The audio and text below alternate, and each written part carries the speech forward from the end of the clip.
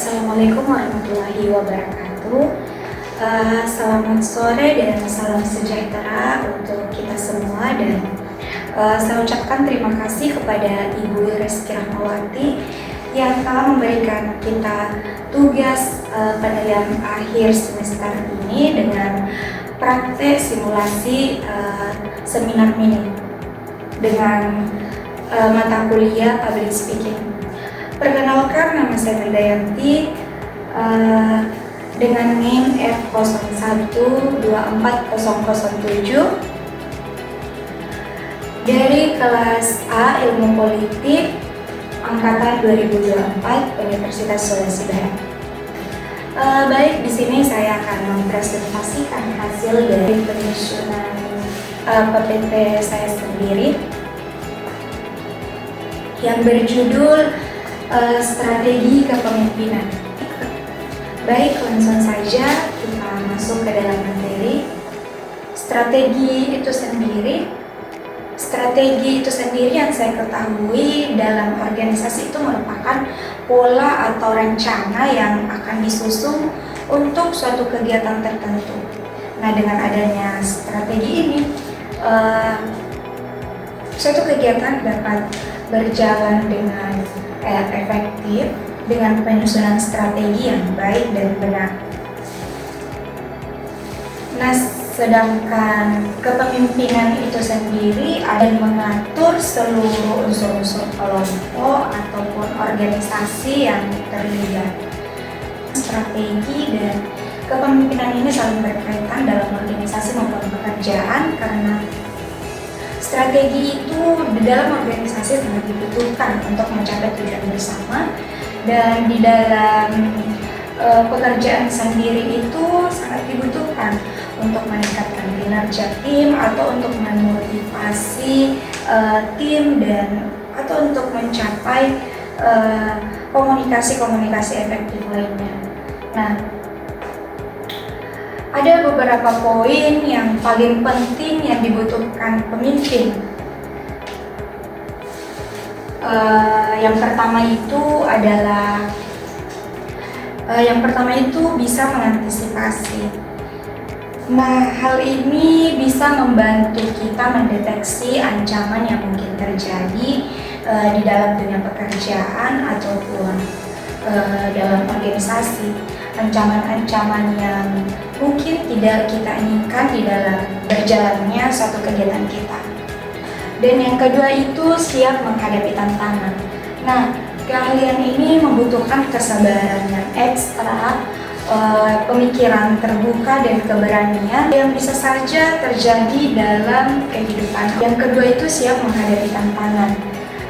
Keahlian ini membutuhkan kesabaran, pemikiran yang terbuka dan keberanian yang mungkin terjadi dalam dunia pekerjaan maupun organisasi dalam menyusun kebijakan-kebijakan yang ada dalam kantor atau instansi-instansi pekerjaan.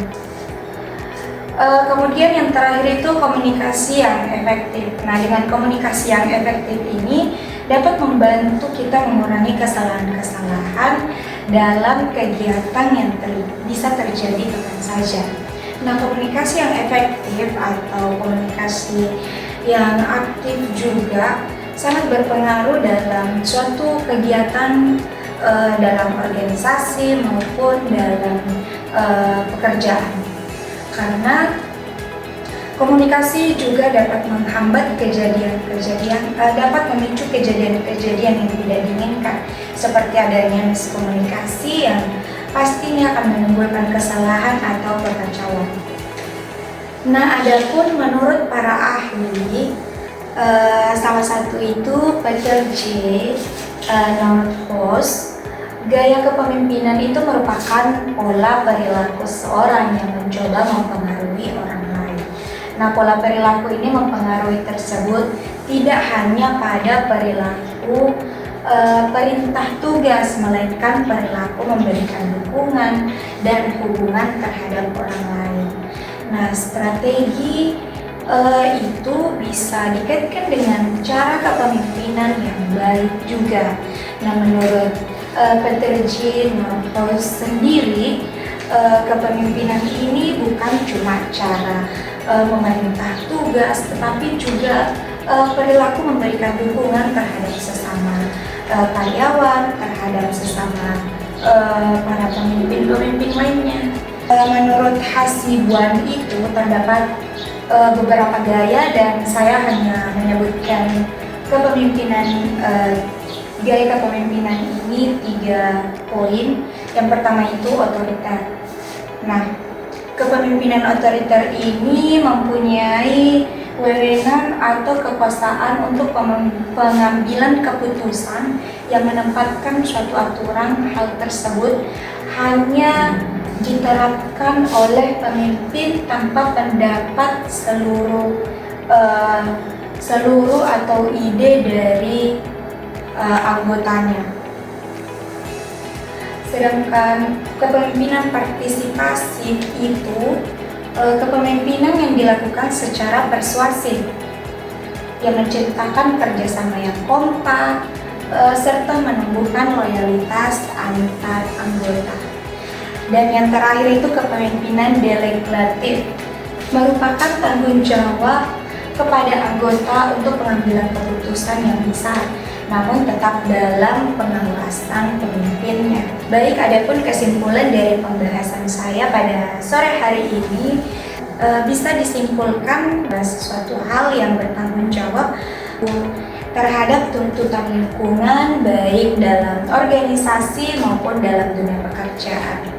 Nah, selain itu kita juga harus mampu memimpin diri sendiri sebelum memimpin orang lain. Dan karena sebaik-baik pemimpin itu adalah yang mampu mengendalikan dirinya sendiri. Baik, sekian dan terima kasih. Itulah tadi beberapa penjelasan singkat dari hasil penyusunan PowerPoint saya pada sore hari ini. Mohon maaf atas kurang dan lebihnya. Saya ucapkan terima kasih dan Assalamualaikum warahmatullahi wabarakatuh.